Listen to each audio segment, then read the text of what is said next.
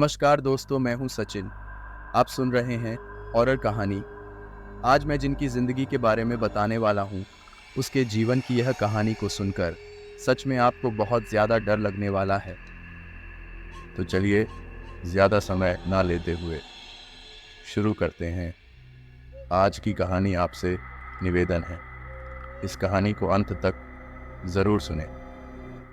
यह कहानी आधारित रवि नाम के एक शख्स के जीवन पर है। तो चलिए, यह कहानी हम उन्हीं के पॉइंट ऑफ व्यू से सुनते हैं। नमस्कार दोस्तों, मेरा नाम है रवि और मैं दिल्ली का रहने वाला हूँ। मुझे एक काम के सिलसिले में मेरे गांव जाना पड़ा था और गांव से लौटते वक्त मुझे एक पुरानी बस स्टैंड पर रुकना पड़ा था। यह उसी दिन की कहानी है। उस दिन मुझे पता चला, अगर मौत को बेहद करीब से देखा जाए तो उसका रूप कितना भयानक हो सकता है। मैंने अपने आंखों से मौत को अपने नज़दीक से गुजरते हुए देखा था। वह कोई सपना नहीं था, बल्कि हकीकत था। आज उसी कहानी को मैं आपके सामने पेश करने वाला हूँ। ये करीबन 4 साल पहले की बात। तब मैं 28 साल का था। मुझे लगा कि उस घटना के बाद मैं ठीक से बोल या फिर चल नहीं पाऊंगा, लेकिन ईश्वर की कृपा से मैं ठीक हो चुका हूँ। अभी जिसको आप लोग सुन रहे हो, वो मैं नहीं, जैसे मेरा दूसरा जन्म है। मुझे लगा था कि मैं मर चुका हूँ और मर के वापस आ गया हूँ। शायद ये मैं नहीं, मेरी आत्मा है, लेकिन नहीं, हकीकत में तो मैं ही हूँ। आज भी यकीन नहीं होता कि मैं जिंदा हूँ। आईने में आज भी जब खुद को देखता हूँ तो ऐसा लगता है कि मानो मैं खो गया हूँ उस अतीत के दायरे में, जहाँ से आज भी निकल पाना बहुत मुश्किल हो जाता है। लेकिन जीवन तो किसी की नहीं रुकती, इसीलिए वो डरावनी सच को मैं आपके सामने आज एक कहानी की तरह पेश करना चाहता हूँ।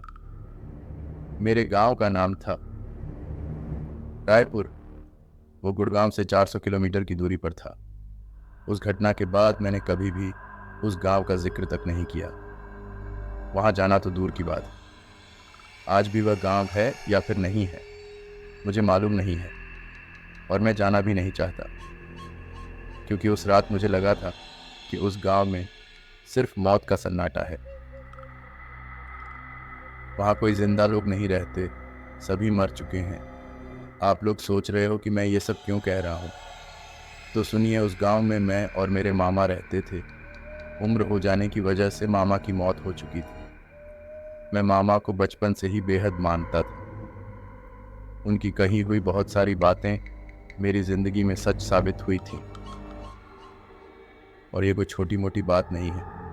मामा के पास एक अलग ही शक्ति थी। वह किसी का भी चेहरा पढ़ लेते थे। वो चेहरा देखकर बता देते थे कि उसके दिमाग में क्या चल रहा है। उन्होंने मुझे भी देखकर ऐसा बहुत कुछ बताया था जो भविष्य में सत्य साबित हुआ था। मामा के गुजर जाने के बाद मैं बेहद उदास हो गया था। उनकी याद मुझे सताने लगी। बार बार उनका चेहरा मेरे आंखों के सामने आ जाता था। मैं कोई भी काम ठीक से कर नहीं पाता था। घर की तरफ लौटते बेहद देर हो चुका था। रात का समय था। घड़ी में 2:30 बज चुके थे। रास्ता एकदम से सुनसान था। कोई नहीं था वहां पर। वहां से रात को एक बस निकलती थी, लेकिन वो भी 11 बजे। उसके बाद सुबह तक गुड़गांव आने के लिए बस मिलना नामुमकिन था। मुझे लगा कि उस रात मुझे उस पुराने बस स्टैंड में बैठकर ही गुजारना पड़ेगा। मैं बस स्टैंड में आकर एक जगह देखकर बैठ गया। मैं जहाँ बैठा था, बस सीट भी टूटा हुआ था। उसमें मकड़ी के जाल लगे हुए थे। अरे, ये जगह तो बेहद पुराना है। ऐसा लगता है मानो यहाँ पर कोई आता जाता नहीं है। लेकिन आज तो बस भी नहीं मिलेगी।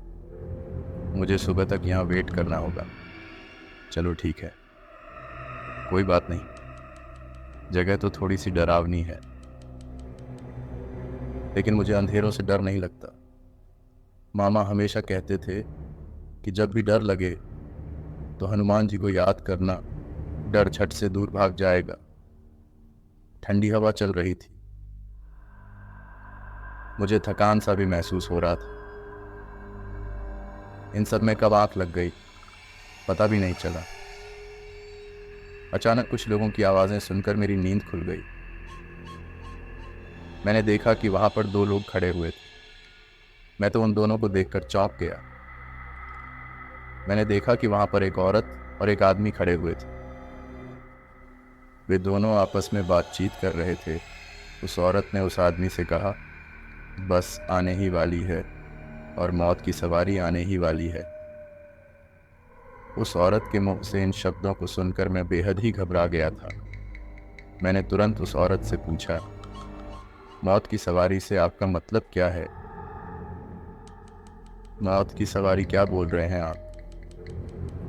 और इस टाइम तो यहाँ पर कोई भी बस नहीं आती। सुबह तक तो आप लोगों को यही बैठकर इंतज़ार करना पड़ेगा। तब उस औरत ने मुझसे कहा, आएगी वो बस, अभी आएगी, चिंता मत कीजिए। वो बस इस समय हर रोज़ यहाँ से गुजरती है। ये बात सिर्फ हमें मालूम है और किसी को भी नहीं।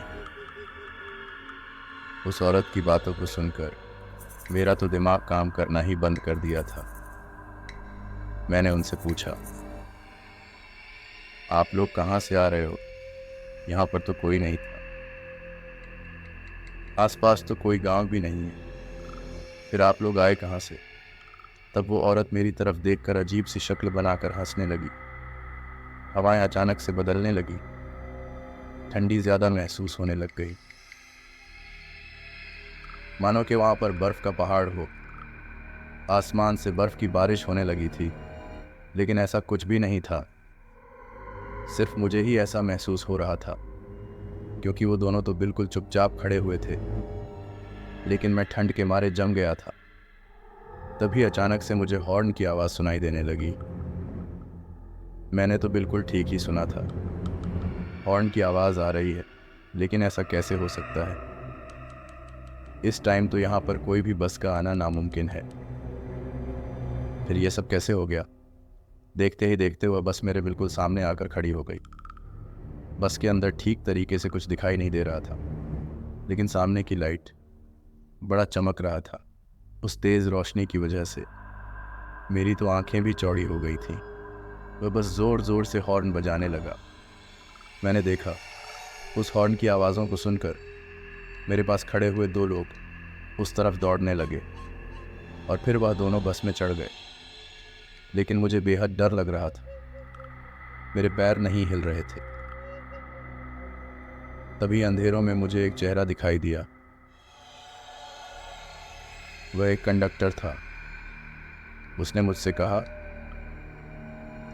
हम किसी को भी छोड़ के नहीं जाते। जो भी यहाँ पर इस बस के लिए प्रतीक्षा करता है, उसे इस बस में सफ़र करना ही पड़ता है। तुम्हें भी इसकी सवारी लेनी ही पड़ेगी। आओ, आ जाओ, हमें देर हो रही है। तुम्हें घर भी तो जाना है ना।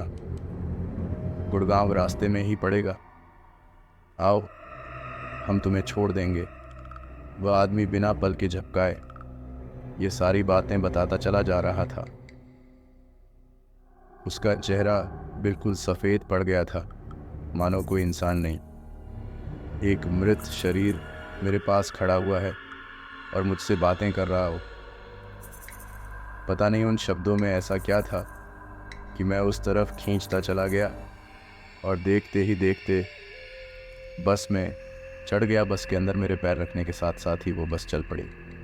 बेहद तेज़ी से चल रहा था वो बस। उसके अंदर काफ़ी सारे लोग भी थे, लेकिन सबका चेहरा ढका हुआ था।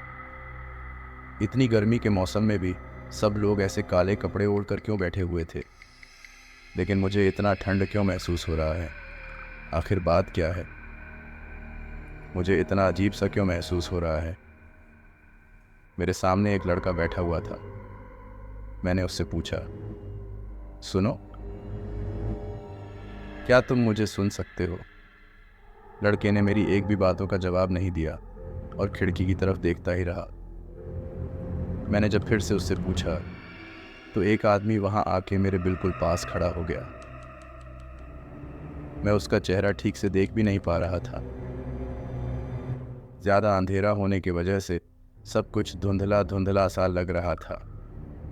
तब उन्होंने मुझसे कहा, अरे यार, तुम बेहद सवाल कर रहे हो, चुपचाप यहाँ पर बैठे रहो। यहाँ पर कोई भी तुमरा किसी भी सवाल का जवाब नहीं देगा। कुछ ही पल की बात है। बस मैं उस आदमी की बातों को सुनकर और भी परेशान हो गया। आखिर आप कहना क्या चाहते हैं? मुझे तो कुछ भी समझ में नहीं आ रहा है। वह आदमी कुछ न कहते हुए वहाँ से चला गया।